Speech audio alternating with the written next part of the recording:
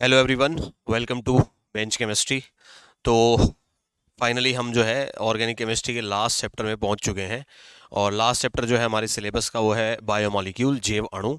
तो अभी तक के जो भी लेक्चर्स हैं, अगर अभी आपने नहीं देखे हैं तो एक बार उनको आप देख लीजिए, जिससे एक अच्छी कनेक्टिविटी जो है वो आपके बिल्ड हो जाए।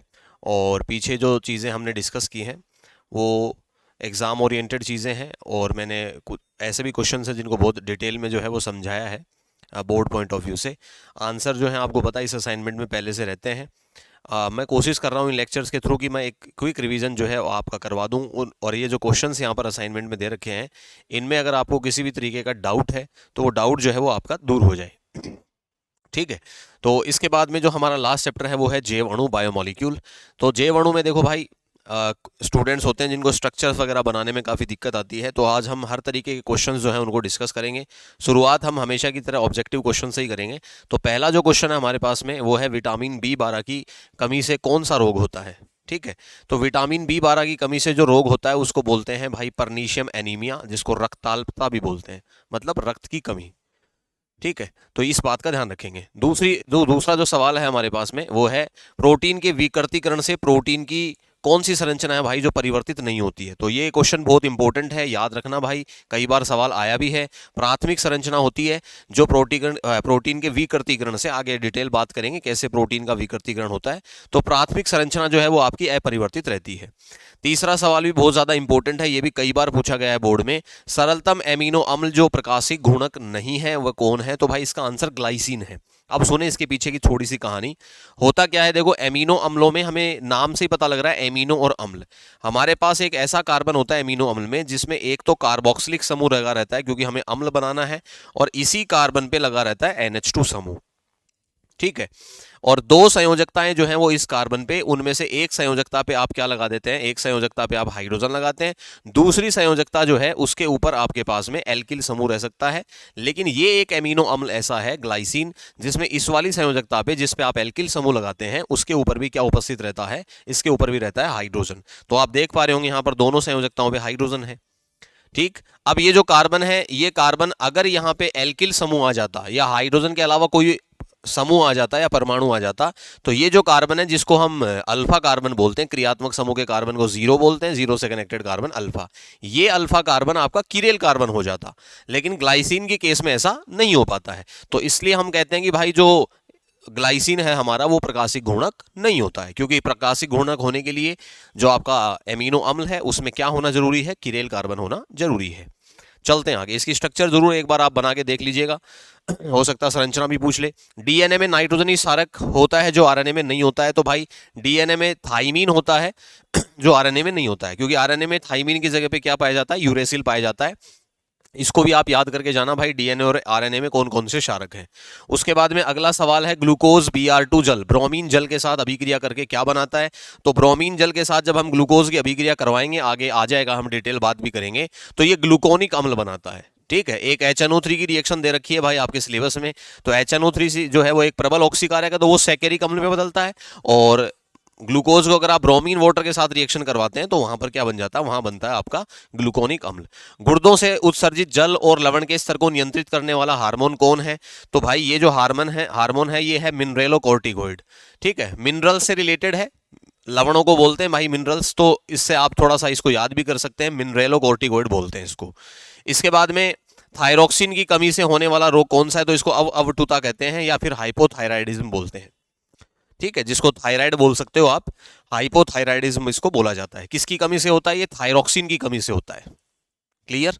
उसके बाद में अगला सवाल है रक्त में ग्लूकोज की मात्रा नियंत्रित होती है। तो भाई रक्त में जो ग्लूकोज होता है उसकी मात्रा को कंट्रोल करने के लिए, नियंत्रित करने के लिए इंसुलिन हार्मोन जो है ये स्रावित किया जाता है, इंसुलिन।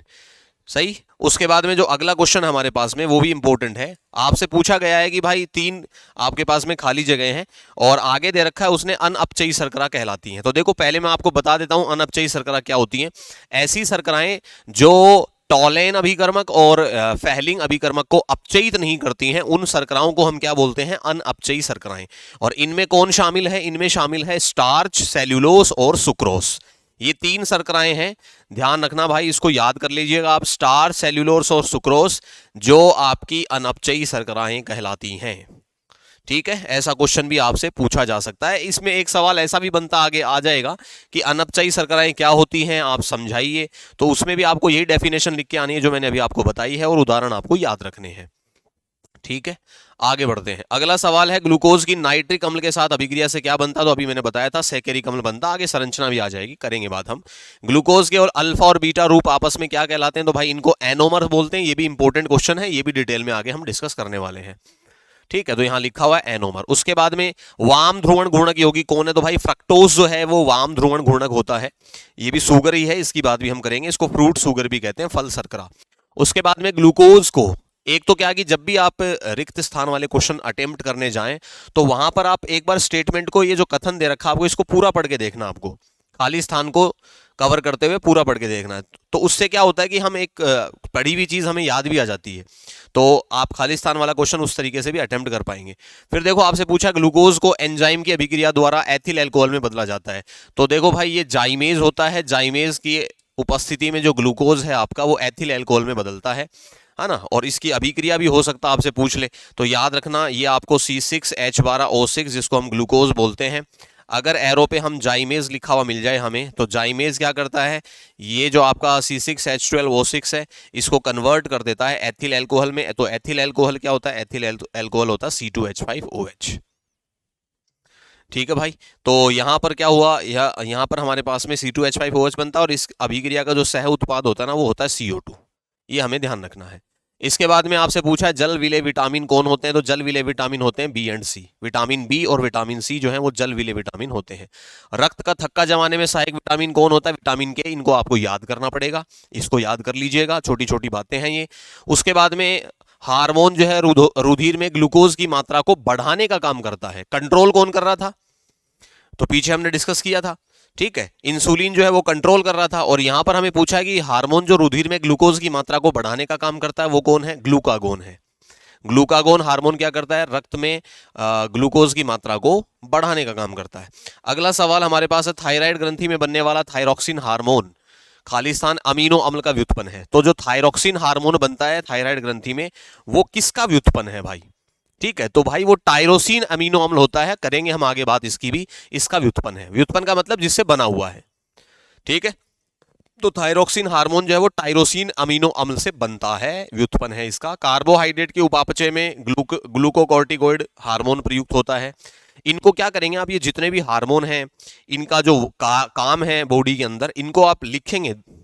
ठीक है, एक बार आप दोनों चीजें लिखेंगे, हार्मोन और उसके सामने उसका काम, और उसको आप पेज को है ना बार बार रिवाइज करें। इन चीजों को फैक्ट्स के रूप में बाहर निकालें आप। ठीक है, तो उससे क्या होगा कि इस चैप्टर पे आपका कंट्रोल बहुत अच्छा हो जाएगा। इस चैप्टर में जो बातें हैं वो याद करने की हैं काफ़ी सारी, तो वो आपको डायरेक्ट पता होनी चाहिए भाई।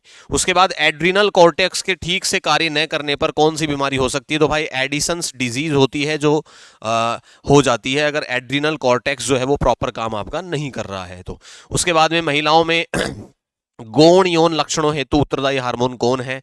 तो भाई ये हार्मोन है एस्ट्राडाइओल। एस्ट्राडाइओल है जो महिलाओं में गौण यौन लक्षणों के लिए उत्तरदायी है। ठीक है, ये इतने कॉमन क्वेश्चन नहीं है 1900 और 20वां, है ना, कम देखने को मिलते हैं एग्जाम में, लेकिन फिर भी हमें है ना थोड़ा सा याद रख लेना है। मैंने जिस तरीका बताया आपको उस तरीके पे आपको काम करना है। उसके बाद में है ग्लूकोज के घूर्णन कोण का मान कितना है? तो देखो ग्लूकोज का जो घूर्णन कोण का मान है उसको याद रखेंगे भाई, +52.5 डिग्री है। ठीक है, ये एक दक्षिण ध्रुवण घूर्णक शर्करा होती है, तो प्लस का साइन इस बात को डिनोट करता। आगे हम इसकी बात भी करेंगे। उसके बाद में फ्रक्टोज का भी आपको याद रखना, ये भी इंपॉर्टेंट है। फ्रक्टोज के घूर्णन कोण का मान होता है -92.40। इसको वाम ध्रुवण घूर्णक भी बोलते हैं फ्रक्टोज को। सही। इसके बाद में जो अगला सवाल है वो क्या है भाई? वो है अपवर्त शर्करा भी कहा जाता है। ये भी इंपॉर्टेंट सवाल है। तो आपके पास में जो सुक्रोज होती है इसी को क्या कहा जाता है? इसी को कहा जाता है अपवर्त शर्करा। इसका भी डिटेल क्वेश्चन हमें मिलेगा आगे। उसके बाद में है अपने पास में प्रकृति में सबसे ज्यादा मात्रा में पाए जाने वाले कार्बोहाइड्रेट कौन सा है? तो प्रकृति में सबसे ज्यादा मात्रा में पाए जाने वाला जो कार्बोहाइड्रेट है वो सेल्यूलोज है। इसको देख लीजिएगा आप भाई, सेल्यूलोज जो है वो सर्वाधिक मात्रा में पाया जाता है। ठीक, बढ़ते हैं आगे। इसके बाद में जो अगला सवाल है हमारे पास वो देखो लघुत्तरात्मक प्रश्न है, और ये प्रश्न सारे ही इंपॉर्टेंट है। इसी तरीके से एज इट इज आपको एग्जाम में मिलेंगे ये। तो पहला क्वेश्चन हमारे पास है, स्पष्ट कीजिए कि ग्लूकोज में कार्बोनिल समूह एल्डिहाइड के रूप में होता है, क्योंकि कार्बोनिल समूह जो है वो एल्डिहाइड भी होता है, कीटोन भी होता है। अगर आपके पास में ऐसी शर्करा है जिसमें कार्बोनिल समूह आपका एल्डिहाइड है तो उसको हम क्या बोलते हैं, उसको हम एल्डोज बोलते हैं। और अगर आपके पास में क्रियात्मक समूह कीटोन का है तो उसको हम कीटोज बोलते हैं। ठीक है, तो यहां हमें पूछ रहा है कि भाई आप इस बात को कैसे प्रूव करेंगे, क्योंकि कार्बोनिल तो दोनों ही है, एल्डिहाइड भी है कीटोन भी है। इस बात को कैसे प्रूव करेंगे कि भाई आपका जो ग्लूकोज है उसमें एल्डिहाइड ही है। तो इसके लिए आपको एविडेंस देना पड़ेगा, इसके लिए आपको प्रूव देना पड़ेगा।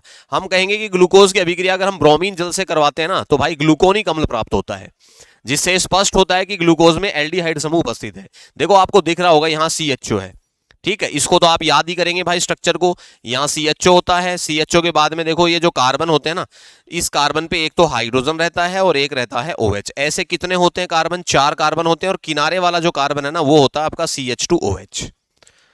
ठीक है, अब एल्डिहाइडिक समूह है एक, तो ये बात ध्यान रखेंगे। दूसरी बात, ये जो 4 कार्बन है ना, आगे पूरी संरचना खुली संरचना भी आएगी, ये जो चारों कार्बन होते हैं ना ये कीरेल कार्बन होते हैं। ये भी ध्यान रखना, ये सवाल भी बन सकता है कि ग्लूकोज की संरचना में जो आपकी खुली श्रृंखला है इसमें कितने कीरेल कार्बन होते हैं, तो इसमें कीरेल कार्बन होते हैं 4।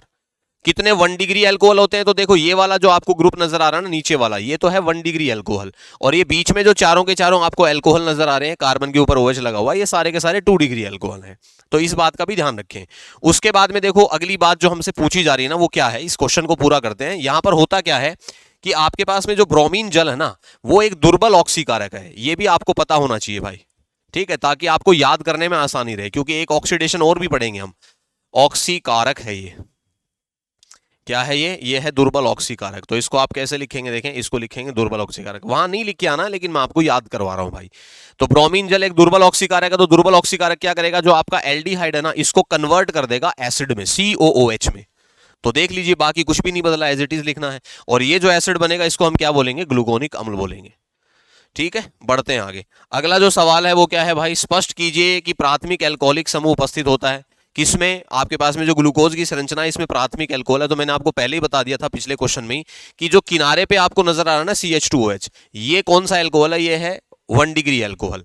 तो इसको कैसे प्रूव करेंगे, तो होगा क्या, जब आप ग्लूकोज की रिएक्शन ग्लूकोनिक अम्ल से करवाए सॉरी ग्लूकोज जो है उसकी रिएक्शन आप HNO3 से करवाएंगे तो हमें जो अम्ल मिलता है वो ग्लूकोनिक अम्ल मिलता है। अब इसको लिखने के दो तरीके हैं। एक तरीका तो ये कि आप ग्लूकोज लेंगे और उसके ऊपर क्या लिख देंगे, HNO3। तो HNO3 क्या करेगा, HNO3 एक प्रबल ऑक्सीकारक है। कैसा ऑक्सीकारक है HNO3, प्रबल ऑक्सीकारक है। प्रबल ऑक्सीकारक है तो जो आपका एल्डिहाइड क्रियात्मक समूह है उसको तो करेगा ही ऑक्सीकृत, इसके अलावा आपका जो 1 डिग्री एल्कोहल है उसको भी ऑक्सीकृत कर देगा। और किस में ऑक्सीकृत करेगा, अम्ल में। ठीक है, क्योंकि आपका जो एल्कोहल होता है वो पहले एल्डिहाइड में कन्वर्ट होता है और एल्डिहाइड से किस में कन्वर्ट होता है, अम्ल में। लेकिन प्रबल अगर है तो वो आपके 1 डिग्री एल्कोहल को सीधा किस में कन्वर्ट कर देगा, अम्ल में कन्वर्ट कर देगा। तो ये 1 डिग्री एल्कोहल था, इसको अम्ल में कन्वर्ट कर दिया। एल्डिहाइड भी किस में कन्वर्ट होगा, अम्ल में। तो दोनों तरफ देखो आप COH आ चुका है। इसको हम क्या बोलते, इसलिए जो हमारी क्वेश्चन था उसमें हमने ग्लूकोनिक अम्ल बनाया था। अगर ग्लूकोनिक अम्ल की भी आप HNO3 से अभिक्रिया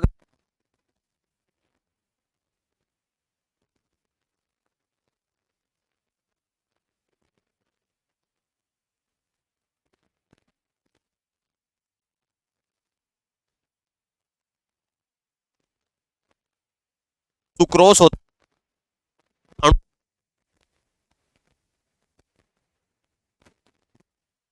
पे, तो कर रहे हैं में याद रहनी चाहिए, क्योंकि हमें कॉन्सेप्ट याद है लेकिन वहां पर अणुसूत्र भूल गए हम एग्जाम में। तो पहले हमें इस चीज के लिए प्रिपेयर होना है कि अणुसूत्र मुझे याद रह रहा है या नहीं रह रहा है। और उसके लिए जरूरी है कि जो भी टेस्ट आपके लगते हैं इंस्टीट्यूट में वो सारे टेस्ट आप लोग दीजिए। C12H सुक्रोज,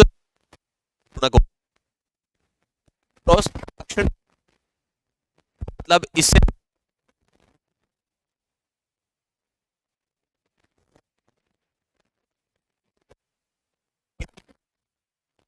जब आप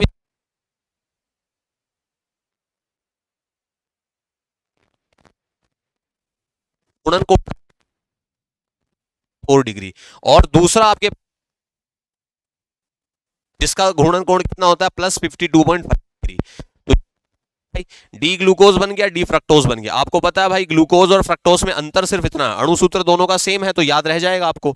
अंतर सिर्फ इतना है, ग्लूकोज में एल्डिहाइड का क्रियात्मक समूह है और फ्रक्टोज में किसका है, कीटोन का। दोनों का मिश्रण बनेगा। अब इस मिश्रण में क्या हुआ भाई, एक आपका जो ग्लूकोज है वो तो क्या है, दक्षिण ध्रुवण घूर्णक है, और आपका जो फ्रक्टोज है वो क्या है, वाम ध्रुवण घूर्णक है। लेकिन आप एक चीज नोटिस करें कि आपके पास में जो वाम ध्रुवण घूर्णक फ्रक्टोज है उसके घूर्णन कोण का मान -92.4 डिग्री है, और दक्षिण ध्रुवण घूर्णक ग्लूकोज का मान कितना है, +52। अब आपने जो सुक्रोज लिया था वो तो क्या था, वो तो आपका दक्षिण ध्रुवण घूर्णक था, ठीक है। लेकिन उससे बने हुए जो उत्पाद हैं उनमें दोनों बन गए भाई, आपका डेक्स्ट्रो रोटेटरी भी कंपाउंड भी बन गया, लीवो रोटेटरी बन गया। लेकिन घूर्णन कोण किसका, घूर्णन कोण का मान किसके लिए ज्यादा है, घूर्णन कोण का मान आपके फ्रक्टोज के लिए ज्यादा है। तो जो मिश्रण बनेगा वो आपको परिणामी घूर्णन क्या देगा, मिश्रण जो बनेगा उसका परिणामी घूर्णन आपका रहेगा वाम ध्रुवण घूर्णक।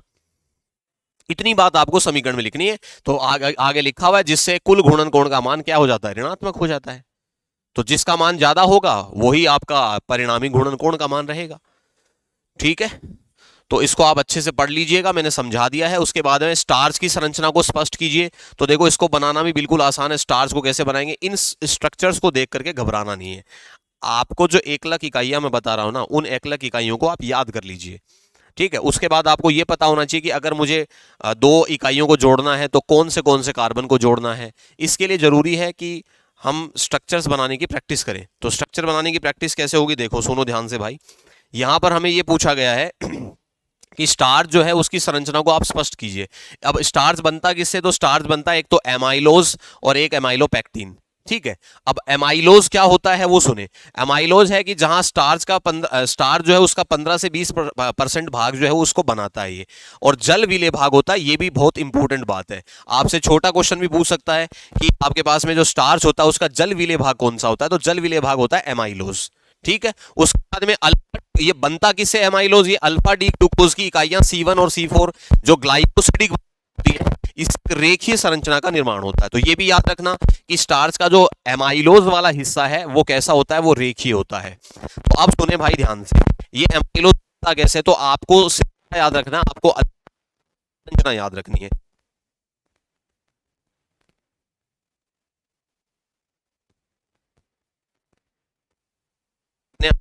हापर्थ के लिए आपको पता है हमें ये 6 मेंबर रिंग लेनी होती है। तो ये 6 मेंबर रिंग हमने ले ली भाई। अब क्या करेंगे,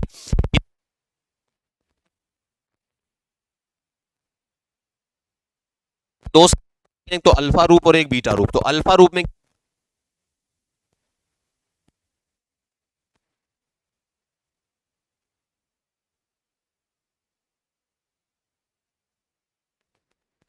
है। फिर कार्बन 2 की बात करेंगे, कार्बन 2 है, कार्बन 2 के ऊपर क्या रहेगा, कार्बन 2 पे आपका OH जो है वो कहां चला जाएगा, आपका OH सॉरी नीचे रहेगा। थोड़ी सी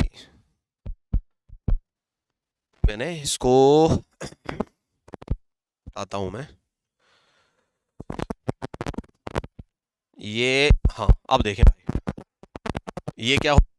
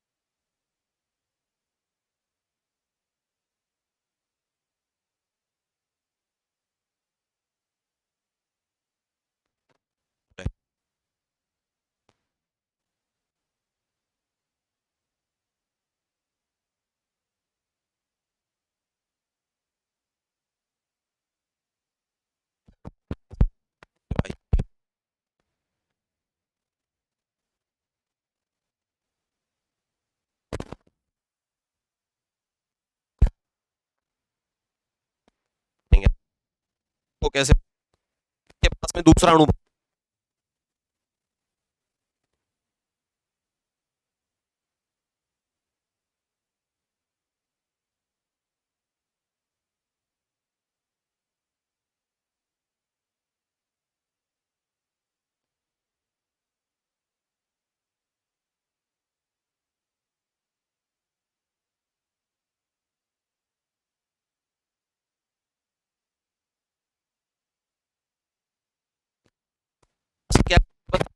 ध्यान रखेंगे, जैसे हो गया था तो ध्यान रखें, कार्बन 3 होता है।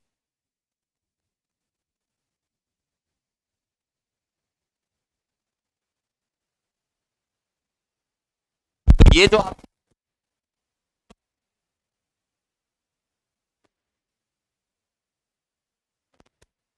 और दूसरा जो आप समावेश था,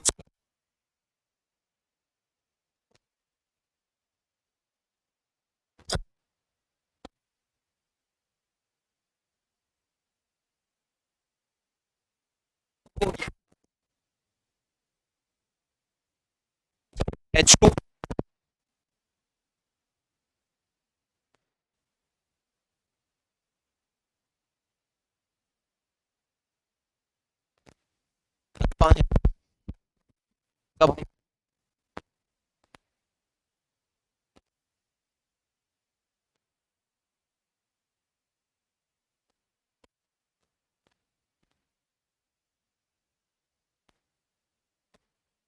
एक ही,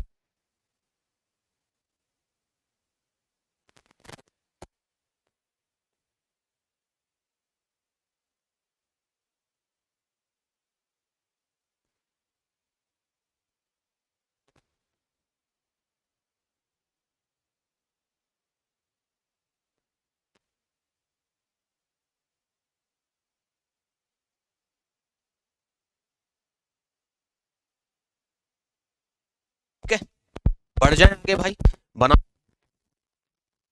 इसके बाद में देखो जो दूसरा है अपने पास में, वो समझे, एमाइलोपेक्टिन है इसका दूसरा। एमाइलोपेक्टिन की अगर मैं बात करूं तो देखो, एमाइलोपेक्टिन जो है वो जल एविले भाग है, एक तो ये बात इंपॉर्टेंट हो जाती है हमारे लिए। दूसरा जो स्टार्च का 80 से 85% भाग है वो किसके द्वारा बनता है, एमाइलोपेक्टिन के द्वारा। अब देखो कितना आसान काम है, यहां पर भी हमें क्या मिल गया, यहां पे भी हमें अल्फा डी ग्लूकोज मिल गया, ठीक है। इसकी साखित संरचना होती है, यहां पर आपको सिर्फ स्ट्रेट रिंग जो है वो जुड़ती हुई नहीं दिखेंगी, ब्रांचेज भी दिखेंगी, शाखाएं भी दिखेंगी। फिर उसके बाद में जिसमें C1 और C4 ग्लाइकोसिडिक बंध होते हैं, जबकि शाखन में क्या होते हैं, शाखन में होते हैं C1 C6। जब आप सीधा जोड़ोगे तो C1 C4 से जोड़ोगे, शाखाएं बनाओगे तो C1 C6 को जोड़ोगे। और ये ग्लाइकोसिडिक बंध बता ही दिया भाई, C1 C6 होता है। अब सुनो कैसे बनता है, देखो तो आपको C1 C4 तो मैं सिखा ही चुका हूं, C1 C4 कैसे बनते हैं। अल्फा समावयव ले लेंगे आप, अल्फा समावयव में क्या ध्यान रखेंगे कि आपके कार्बन 1 का OH नीचे होता है, और कार्बन 3 अकेला कार्बन है जिसमें OH रिंग के अंदर चला जाता है, तो ये देखो ये गया हुआ है, ठीक है। तो इनको तो C1 C4 से हमने जोड़ ही दिया। अब आप क्या करोगे, एक ऐसी ही श्रृंखला ऊपर भी बना लो, बना ली हमने इसको, ऐसे कैसे बना ली है। अब ऊपर जो आप श्रृंखला बना रहे हो ना, इस ऊपर वाली श्रृंखला में क्या करोगे आप, इस ऊपर वाली श्रृंखला में जो आपके कार्बन 1 है उसको नीचे वाली श्रृंखला के कार्बन 6 से जोड़ दो, क्योंकि मुझे पता है कि कार्बन 6 जो है उसके ऊपर भी तो OH है भाई, ये ऐसे ही तो लिखते हैं हम CH2 जैसे बाकी दोनों में लिखा हुआ है। और कार्बन 1 पे आपका पता है आपको OH नीचे रहता है, तो वहां से क्या ले लोगे आप, एक हाइड्रोजन ले लो, और यहां से क्या ले लोगे भाई, OH। तो H और OH जब मिलकर के H2O को बाहर निकालेंगे तो यहां पर भी ब्रीजिंग में कौन आ जाएगा, ऑक्सीजन आ जाएगा। तो आप देख पा रहे होंगे भाई, एक जो आपकी श्रृंखला है उसका किसी भी एक वलय का आप कार्बन 6 से OH ले लो या H ले लो, और दूसरी जो आपकी ऊपर श्रृंखला चल रही है उसके कार्बन 1 से H या OH ले लो, H2 बाहर निकाल के दोनों को जोड़ दो, तो इसका कार्बन 1 यूज हुआ है ऊपर वाली का, और इसका कार्बन 6 यूज हुआ, तो C1 C6 ग्लाइकोसिडिक बंध हो गया। तो क्या फैक्ट्स बात हमें पता लगी, फैक्ट बात हमें ये पता लगी है कि भाई जो आपका एमाइलोज होता है उसमें C1 C4 ग्लाइकोसिडिक बंध होता है, और जो आपका एमाइलोपेक्टिन होता है उसमें आपके पास में श्रृंखला जो होती है उसमें तो C1 C4 है ही है, और आपकी जो शाखाएं बनती हैं वो C1 C6 से बनती हैं। बढ़ते हैं आगे, उसके बाद में आवश्यक एमिनो अम्ल के बारे में पूछा जा रहा है आपसे। आवश्यक एमिनो अम्ल जो हैं वो क्या होते हैं, तो देखो आवश्यक एमिनो अम्ल की मैं अगर बात करूं और अनावश्यक एमिनो अम्ल क्या है, दोनों को एक साथ पूछा गया है। तो देखो आवश्यक और अनावश्यक एमिनो अम्ल जो है इनमें हमें यह ध्यान रखना है कि जो हमारे शरीर में बनते हैं वो तो क्या होते हैं, अनावश्यक, और जो हमारे शरीर में नहीं बनते हैं जिनको हम भोजन के रूप में ग्रहण करते हैं उनको हम क्या बोलते हैं, उनको हम बोलते हैं आवश्यक एमिनो अम्ल। तो यहां पर लिखा हुआ है, ठीक है। अब इनकी संख्या कितनी होती है आवश्यक एमिनो अम्ल की, 10 होती है। इसकी ट्रिक लिखी हुई है देखो यहां पर, टीवी मिल पाथ, इसको आपको लिख करके याद करना पड़ेगा। इनके अलावा कोई भी आ गया, देखो हमें 20 याद नहीं करने हैं, हमें 10 याद करने हैं, इन 10 के अलावा कोई आएगा तो वो अनावश्यक होगा, ठीक है। तो टी का मतलब है थ्रियोनिन, वी का मतलब वैलिन है, एम का मतलब मेथियोनिन है, आई का मतलब आइसोल्यूसिन है, ये सब लिखे हुए हैं। तो ट्रिक की सहायता से अगर आप याद करोगे तो याद हो सकता है, असंभव कुछ भी नहीं है। बार बार लिख के देखना पड़ता है, जिसको याद है वो भी मेहनत करके याद किया है भाई, है ना। उसके लिए कोई गॉड गिफ्टेड नहीं था कि ये चीजें उसको पहले से याद थी, उसने भी याद किया है, तो आप भी इसको मेमोराइज कर सकते हो। फिर उसके बाद में अनावश्यक एमिनो अम्ल के बारे में लिखा हुआ है, एमिनो अम्ल जिनका संश्लेषण हमारे शरीर के द्वारा नहीं किया जाता है, सॉरी कर लिया जाता है, इनको भोजन के साथ ग्रहण करने की आवश्यकता नहीं होती है। उसके बाद में क्या है भाई, अगला प्रोटीन की द्वितीयक संरचना को स्पष्ट कीजिए। तो भाई प्रोटीन की जो द्वितीयक संरचना होती है उसके दो भाग होते हैं, एक तो अल्फा हेलिक्स होता है और एक बीटा प्लीटेड शीट संरचना है। संरचना की प्रैक्टिस आपको करनी पड़ेगी, लेकिन मैं आपको तरीका बता दूंगा कि भाई उनको आप याद कैसे करोगे। तो देखो अल्फा हेलिक्स संरचना में क्या होता है, अल्फा हेलिक्स संरचना में पॉलीपेप्टाइड श्रृंखलाएं आपस में कौन से बंध से जुड़ती हैं, हाइड्रोजन बंध से जुड़ती हैं। एक बात तो ये ध्यान रखेंगे आप कि अल्फा हेलिक्स संरचना में हाइड्रोजन बंध से जुड़ती हैं संरचनाएं, और कैसे कुंडलन होते हैं, दक्षिणावर्ती कुंडलन का निर्माण करती हैं। सही है, ये संरचना आपके सामने बनी हुई है देखो। तो हमें क्या करना है, हमें इस चीज का पता होना चाहिए। देखो हाइड्रोजन बंध कैसे बनता है, तो आपको पता है भाई प्रोटीन जो है वो किससे मिलकर के बने होते हैं, प्रोटीन जो है वो मिलकर के बने होते हैं एमिनो अम्लों से। तो एमिनो अम्ल जो है उनमें आपको पता है दो समूह होते हैं। एक तो कौन सा समूह होता है, शुरुआत में बता दिया मैंने, COH, और दूसरा समूह हमारे पास में क्या रहता है, एमिनो। अब देखो इस संरचना को आप पहले तो इस तरीके से बना लेंगे, सिर्फ इतना बनाना है, ठीक है। उसके बाद में देखो इसने क्या किया है, यहां पर CO नजर आ रहा है आपको, ये CO कहां से आया है, ये अम्ल का है, और एक आप क्या बनाएंगे, NH। अब CO का जो ऑक्सीजन है ना वो NH के हाइड्रोजन को अपनी तरफ आकर्षित करेगा, कौन से बंध से, हाइड्रोजन बंध से। तो आपको डॉटेड लाइन दिख रही होगी यहां पर। तो ऐसे CONH, फिर CONH, इधर भी वही CONH, और इस तरीके से आप रैंडमली CONH लिखेंगे, उनके बीच में हाइड्रोजन बंध बनाएंगे, तो ये क्या बन जाएगा भाई, प्रोटीन की अल्फा कुंडलिनी संरचना बन जाएगी। कोई डिफिकल्ट चीज नहीं है। CO और NH हमें पता होते हैं यहां पर, तो उनके बीच में हाइड्रोजन बंध दिखाना है। यहां इधर उसने बिना हाइड्रोजन बंध के बना के दिखा दिया, इधर हाइड्रोजन बंध शो कर दिया उसने। अगली संरचना देखो, अगली संरचना जो है वो है बीटा प्लीटेड शीट स्ट्रक्चर। इसमें क्या है, इसमें भाई पॉलीपेप्टाइड श्रृंखलाएं परस्पर पार्श्व हाइड्रोजन बंध से जुड़ती हैं। पार्श्व का मतलब ये है कि भाई आपके पास में देखो फिर से वही ग्रुप आने हैं।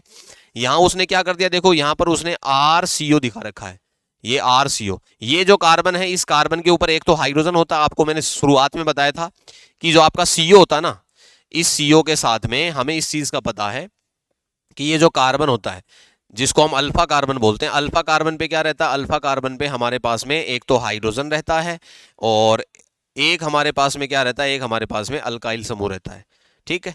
इधर एक हम क्या जोड़ते हैं, एक हम जोड़ते हैं NH2, ये अल्फा कार्बन भी रहता है। ये क्रियात्मक समूह किसका है, ये क्रियात्मक समूह आपको पता है अम्ल का, तो इसको जीरो कार्बन बोलते हैं, इसको अल्फा। तो अल्फा पे आपका NH2 भी है और COH भी है इधर जीरो पे, ठीक है। अब सुनो देखो, ये उसने क्या दिखाया है, ये उसने दिखाया है CO, ये कहां से आ रहा है, ये अम्ल से आ रहा है, और इसके अलावा देखो वो NH भी दिखा रहा है, तो ये किससे आ रहा है, ये एमिनो समूह से आ रहा है। तो इनको आप व्यवस्थित करेंगे, CO कार्बन के साथ जोड़ करके इसी कार्बन पे आप नाइट्रोजन दिखा देंगे, और इनमें आपको क्या बना देना, दूसरा अणु जो बनाओगे ना उसके साथ आपको क्रॉस हाइड्रोजन बंध बनाने हैं, ठीक है। तो शायद इतनी इंपॉर्टेंट खैर नहीं है संरचना, लेकिन फिर भी अगर आप प्रैक्टिस करना चाहें तो कैसे बनेगी वो मैंने थोड़ा सा आपको इसका तरीका बता दिया है। बढ़ते हैं आगे। उसके बाद में यहाँ ये सवाल आपसे पूछ सकता है, प्रोटीन के विकृतीकरण को समझाइए, प्रोटीन का विकृतीकरण कैसे होता है। तो भाई डीनेचुरेशन ऑफ प्रोटीन जो है वो कैसे होता है, अगर आप प्रोटीन को उच्च ताप पर, हाई टेम्परेचर पे गर्म करते हैं, या फिर इसके पीएच का मान जो है वो आप अगर परिवर्तित कर देते हैं, तो भाई इससे क्या होते हैं, जो बंध होते हैं वो क्या हो जाते हैं, अस्त व्यस्त हो जाते हैं। मतलब प्रोटीन एक तरीके से है ना आपका बिखर जाता है। बिखरने का मतलब ये है कि वो अपनी जो नेचुरल संरचना थी वो उसको खो देता है। तो इससे क्या होता है कि इसके ग्लोब्यूलर प्रोटीन के हेलिक्स जो है ना, हेलिक्स का मतलब होता है जिनसे वो जुड़ा हुआ था, बंधा हुआ था प्रोटीन, वो हेलिक्स जो है वो खुल जाते हैं, जिससे प्रोटीन की जो जैविक सक्रियता है वो नष्ट हो जाती है, ठीक है। एक बात हमने ये भी बात करी थी शुरुआत में कि भाई कौन सी संरचना है जो नष्ट नहीं होती है, ये भी पूछा जा सकता है, ठीक है। तो इसको क्या बोलते हैं, प्रोटीन का विकृतीकरण बोलते हैं। ये इंपॉर्टेंट है भाई। ग्लूकोज की हार्वर्ड संरचना कैसे बनेगी, तो देखो भाई इसको मैं समझा देता हूं। ये संरचना कंप्लीटली आपके सामने आ गई है। अब इसमें एक तो क्या ध्यान रखना है कि ग्लूकोज में क्रियात्मक समूह एल्डिहाइड का है, जिसको क्रियात्मक समूह के कार्बन को हम नंबर 1 बोलेंगे, नंबर 2, 3, 4 और 5। ये जो 4 कार्बन है ना, एक तो ये बात मैं आपको बता चुका हूं, ये चारों के चारों कीरेल कार्बन है। कौन कौन से, कार्बन 2, 3, 4 और 5 कार्बन 6 कीरेल नहीं है क्योंकि उसके ऊपर 2 हाइड्रोजन है। अब होता क्या है भाई, ये जो आपकी संरचना ये खुली संरचना है, लेकिन ग्लूकोज की जो प्रॉपर्टीज है ना, ग्लूकोज के जो गुणधर्म है, वो सारे गुणधर्मों की व्याख्या इस खुली संरचना से संभव नहीं है। तो हुआ क्या भाई, फिर ये पता करने की कोशिश की गई कि क्या ग्लूकोज की क्लोज स्ट्रक्चर होती है, बंद संरचना होती है। तो भाई देखो, बंद संरचना होने के पीछे या बंद संरचना बनेगी कैसे, ये हम कैसे समझेंगे। तो कार्बन 5 का जो आपका OH समूह होता है ना, OH समूह के ऑक्सीजन पे लोन पेयर है, और क्रियात्मक समूह जो एल्डिहाइड का है उसके कार्बोनिल के ऊपर इलेक्ट्रॉनों की कमी रहती है क्योंकि उसके साथ अधिक विद्युत ऋणी परमाणु ऑक्सीजन जुड़ा हुआ है।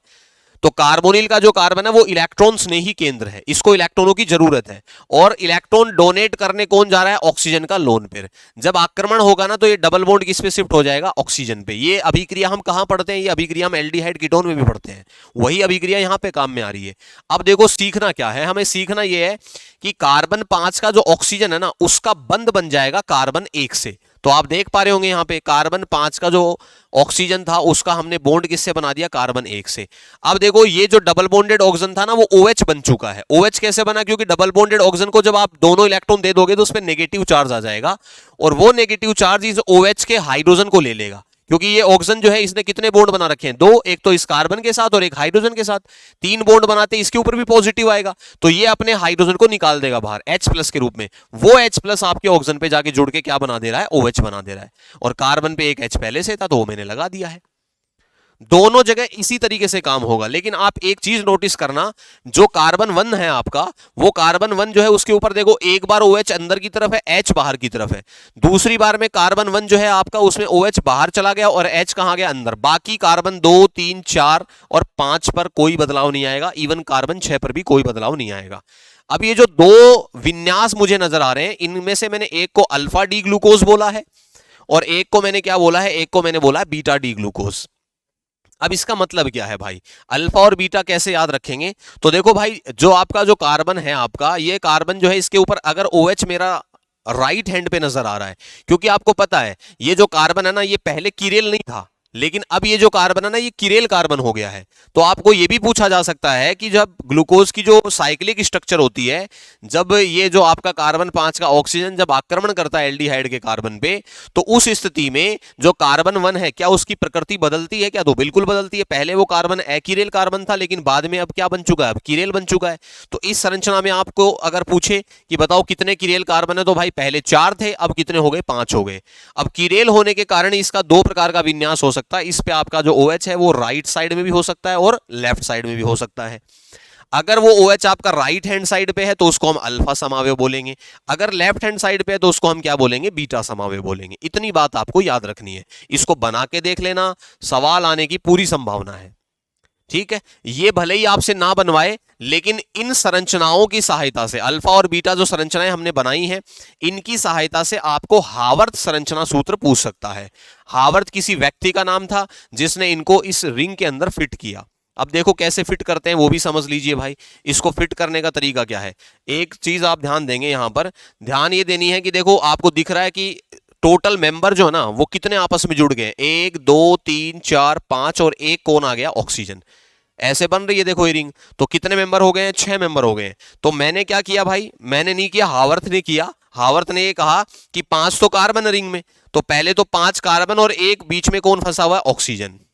6 मेंबर रिंग बना लेनी है जैसे मैंने पीछे बनाई थी, इस तरीके से ये 6 मेंबर रिंग बन गई। अब क्या करना है, ये कार्बन 1 है आपका, carbon 1, carbon 2, carbon 3, carbon 4, carbon 5 और कार्बन 6 बाहर चला जाएगा, है ना। अब सुनो ध्यान से, इस पे आपको सीधी ऐसे लाइन खींचनी है इस तरीके से, क्योंकि मुझे आपको दिख रहा है भाई ये कार्बन जो है इसके 2 बॉन्ड तो बने हुए हैं और 2 मुझे और बनाने हैं, तो मैं एक लाइन खींच लूंगा इस तरीके से। अब सुनिए ध्यान से, अगर मुझे अल्फा समावयव बनाना होगा ना, तो आप एक चीज नोटिस करना, ये अल्फा डी ग्लूकोज की जो संरचना आपको दिख रही है, इसको आप ऐसे घुमा लो पकड़ के घड़ी की दिशा में, घड़ी की दिशा में ऐसे पकड़ के घुमाओगे तो आप थोड़ी सी इमेजिन करें, इस वाली संरचना को पकड़ के मैं जब घुमाऊंगा तो ये OH जो है ना मेरा नीचे आ जाएगा। तो आप देखो यहां पर भी मैंने OH नीचे लगाया है, और H कहां रहेगा, H ऊपर रहेगा, तो H ऊपर चला गया। फिर ये OH जो है तो इन्होंने OH नीचे ले लिया, H कहां रह गया, ऊपर। और ऐसे पकड़ के घुमाने पे OH कहां रहेगा, OH ऊपर रहेगा, तो OH आपका देखो ऊपर है। कार्बन 4 पे OH नीचे रहेगा, नीचे लगा दिया। कार्बन 5 पे देखो एक तो हाइड्रोजन है, ये हाइड्रोजन लग गया, और ये आपका CH2 जो बड़ा ग्रुप है या बड़ा समूह है, इसको हमेशा बाहर ही रखना रिंग के, तो बस बन गई संरचना, कार्बन 1 2 3 4 5, और ये कहाँ चला गया बाहर, 6 हो गए। ठीक है, इसके ऊपर बस इतना फर्क है दोनों में। तो अल्फा और बीटा समअवयव उम्मीद करता हूं आप बना लोगे। अल्फा और बीटा कैसे बने हैं ये मैंने आपको बता दिया, बीच भी हमने डिस्कस किया था। कार्बन 1 जो है ना, यहाँ पर अल्फा और बीटा का जो कार्बन 1 है वो बोलते हैं एनोमेरिक कार्बन। एनोमेरिक कार्बन का मतलब जिस कार्बन पे विन्यास परिवर्तित हो रहा है। तो समावयव हमें देखने को कौन कौन से, अल्फा और बीटा। ठीक भाई, चलें आगे। उसके बाद में बहुत ही सिंपल सा क्वेश्चन है भाई, डीएनए और आरएनए में अंतर बताइए। तो देखो वाले जो स्टूडेंट होते हैं उनको जरूर इसमें थोड़ी सी समस्या आ सकती है। एक डीएनए की जो संरचना होती है वो द्विकुंडलिनी होती है, वो एक डीएनए का पूरा नाम डीऑक्सी राइबोज न्यूक्लिक अम्ल है। डी का मतलब क्या अभी बताऊंगा। आरएनए का मतलब है राइबोज न्यूक्लिक अम्ल। फिर डीएनए में बीटा डी 2 डीऑक्सी राइबोज शर्करा पाई जाती है। इंपॉर्टेंट बात है, इसको याद रखिएगा, आपसे पूछ भी सकता है।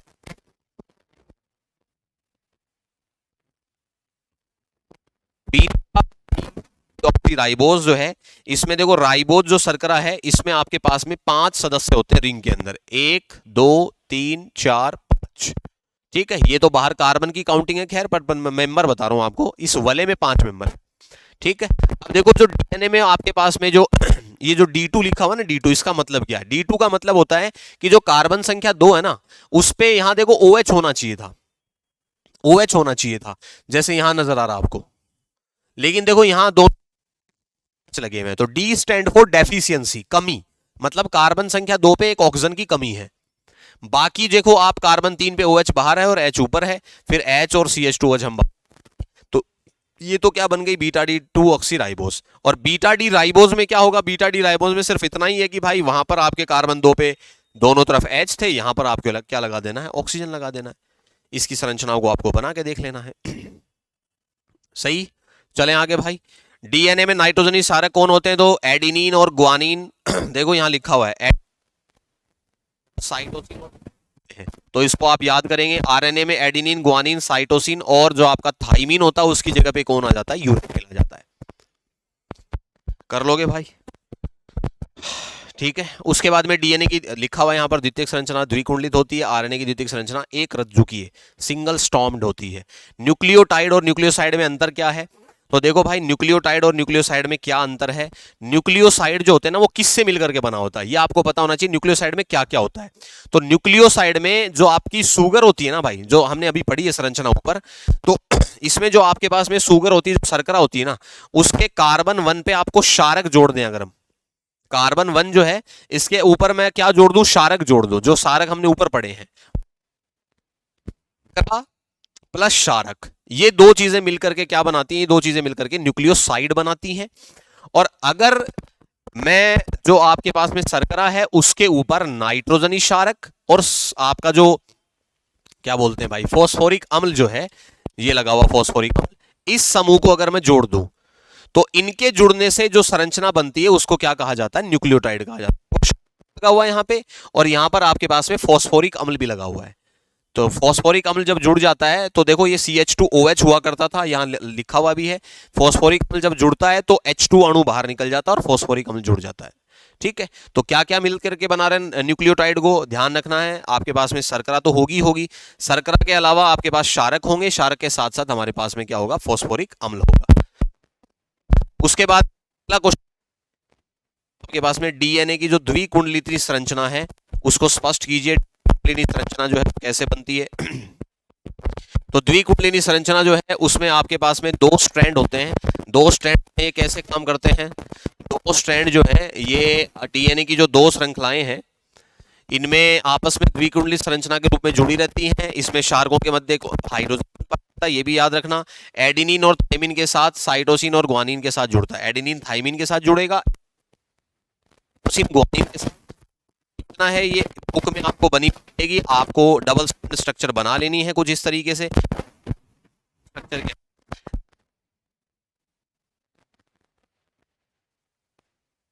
बनाना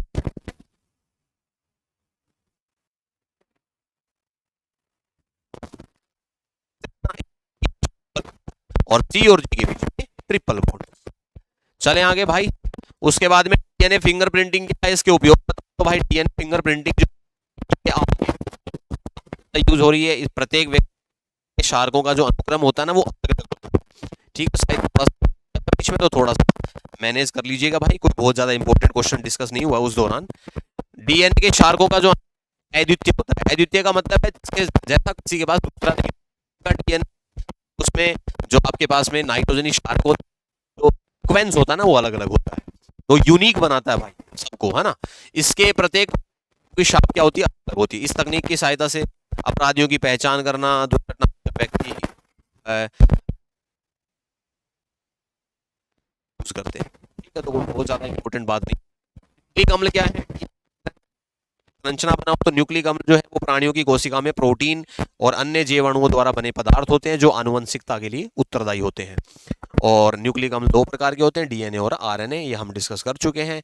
इनमें जो शर्कराएं होती हैं उनको हम डिस्कस कर चुके हैं। इस क्वेश्चन यहाँ से मैं थोड़े से इसमें बता देता हूँ कि इम्पोर्ट। तो देखो विटामिन ए जो है उसका ध्यान रखना, इसका नाम रेटिनोल है। आपसे पूछ सकता है विटामिन ए का रासायनिक नाम क्या है, तो रेटिनोल है। और इसका जो रोग है वो क्या है, जीरोफ्थेलिया और रतौंधी, दोनों में से कोई सा लिख के आ सकते हैं। जेरोफ्थेलिया तथा रतौंधी, अगर दोनों लिख दें तो ज्यादा बेहतर है। विटामिन B1, B2, B3, इसमें सबसे ज्यादा इंपॉर्टेंट विटामिन ए हो गया, विटामिन B12 है। मतलब अगर आप सेलेक्टिव याद करना चाहते हैं तब बता रहा हूं, विटामिन डी पूछ सकता है, विटामिन के पूछ सकता है, ये भी पूछ सकता है भाई विटामिन की। और रासायनिक नाम जरूर याद करके जाएं। ठीक है, विटामिन B12 का तो कई बार पूछा है। रोग भी, और आपके पास में जो रासायनिक नाम है साइनोकोबालेमिन, इसका विटामिन ई का टेकोफेरोल है। सही है, इनको आप याद ही कीजिएगा। अंडे को उबालने पर उसमें उपस्थित जल कहाँ चला जाता है, तो भाई अंडे को उबालने पर उसमें उपस्थित गोलाकार प्रोटीन जो है ना वो विकृत हो जाता है, जिससे इस प्रक्रिया में जल जो होता है ना अंदर वो क्या हो जाता है, अवशोषित। एमिनो अम्लों के गलनांक और जल में विलेयता सामान्य हो तो अम्लों की तुलना में अधिक क्यों होती है। सामान्यतः जो एमिनो अम्ल होते हैं ना उनके गलनांक और जल में विलेयता सामान्यतः अम्ल की तुलना में होती है, तो कारण है इस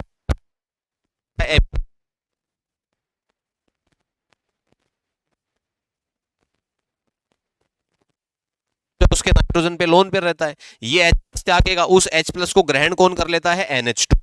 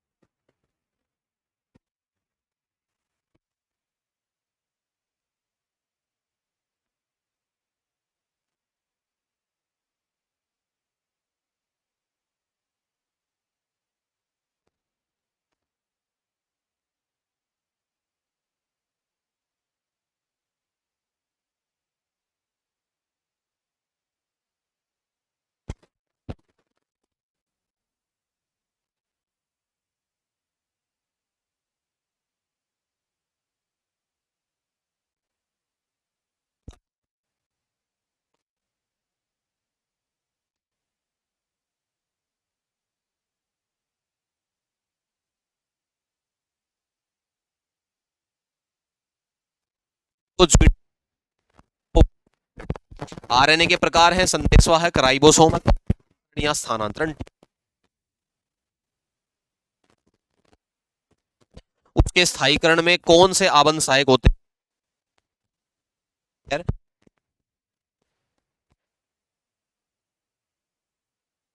वो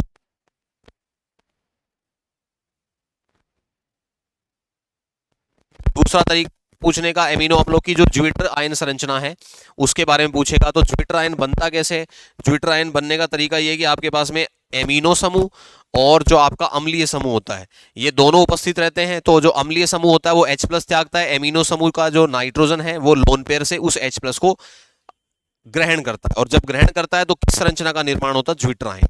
तो इस संरचना को आप बना लेना, इसकी प्रैक्टिस कर लेना, और दोनों समूह उपस्थित होने के कारण जो संरचना बनती है, जो द्विध्रुवीय आयन बनता, उस द्विध्रुवीय आयन को क्या बोलते हैं? ज्विटर आयन या उभयनिष्ठ आयन, और इसको आंतरिक लवण भी कहते हैं। आंतरिक लवण का मतलब कि बाहर से हमने कोई भी दो सब्सटेंस जो है ना वो नहीं जोड़े हैं, एक ही अणु के अंदर आपका अम्लीय समूह भी था, क्षारीय भी समूह था, इसलिए इसको आंतरिक लवण भी कहते हैं।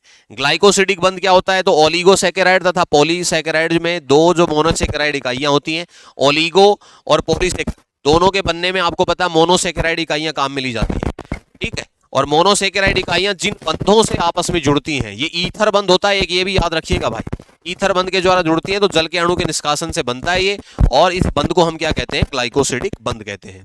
उसके बाद में भाई सिद्ध कीजिए कि डी ग्लूकोज एक अपचयी शर्करा है। तो भाई मैंने शुरुआत में आपको बताया था, अपचयी शर्करा का मतलब होता है ऐसी शर्कराएं जो आपके टॉलेन और फैलिंग विलयन को अपचयित कर देती हैं। इस समीकरण को आप लिख के आ जाइएगा जो इस सवाल में दे रखा है। शायद थोड़ा सा स्क्रीन आपका ब्लर हो गया, थोड़ा सा मैनेज कीजिएगा। लेक्चर हमने बहुत अच्छा बनाया है इसको, लेकिन ये थोड़ा सा टेक्निकल प्रॉब्लम है शायद आज, तो इस वजह से। और मैं इसको एक बार यहीं स्टॉप कर देता हूँ, इसको हम अगले लेक्चर में कवर कर लेंगे, क्योंकि आगे के जो क्वेश्चंस हैं वो काफ़ी ज़्यादा इंपॉर्टेंट है, तो इसको हम नेक्स्ट लेक्चर में कवर कर लेंगे। बाकी ज़्यादा नहीं बचा है, 2-3 क्वेश्चन जो हैं वो इसके रह गए हैं। तो थैंक यू सो मच, आप सभी जुड़े और इस लेक्चर को ज़्यादा से ज़्यादा शेयर कीजिए। ऑर्गेनिक केमिस्ट्री हमने कंप्लीट कर ली है। Thank you.